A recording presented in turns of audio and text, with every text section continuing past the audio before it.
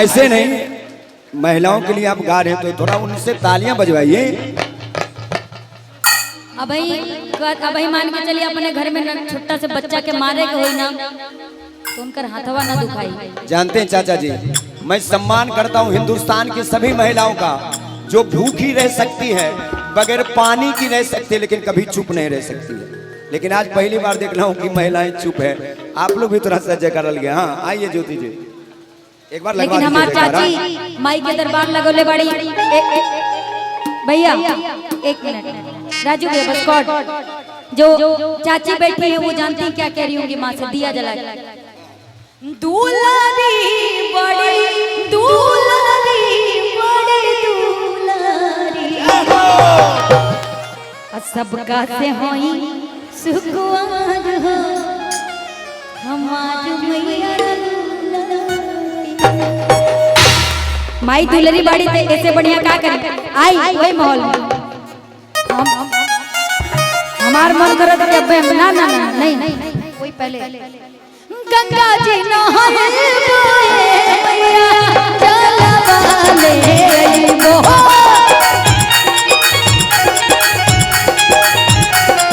ताली के साथ गंगा जी नहाए मैया जरा बजाइए। जलवाले वो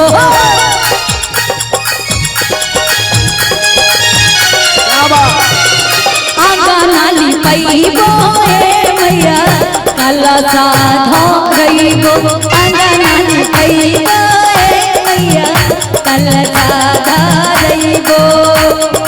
ऐसे नहीं, हमारी चाची ये भजन सुनिए कि नहीं आप लोग? सुनिए, हाथ उठाइए तो गाल पे हाथ धैला से जितना दुनिया भर का दुख हुई सब लग के चलिए। कभी भी माथा पे हाथ रख के नहीं रहना चाहिए। बोले दुर्गा मैया की। और जिन लोगों को गंगा नहाना पसंद है ताली बजाएंगे सब लोग। आई गंगा जी नहाए जलवाले गो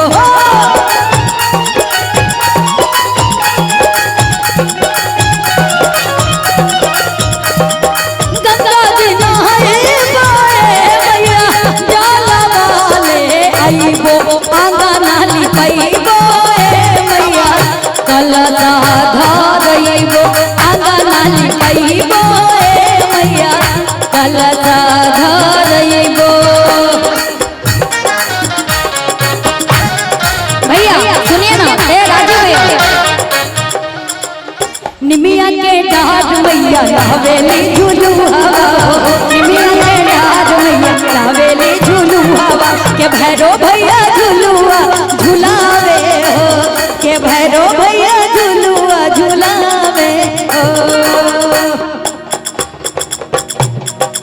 आंगनाली पैबो मैया कलसा धरइबो आंगनाली पैबो मैया। और कहा करिए मालिन बोलइबो मैया ओढ़ाल मंगवइबो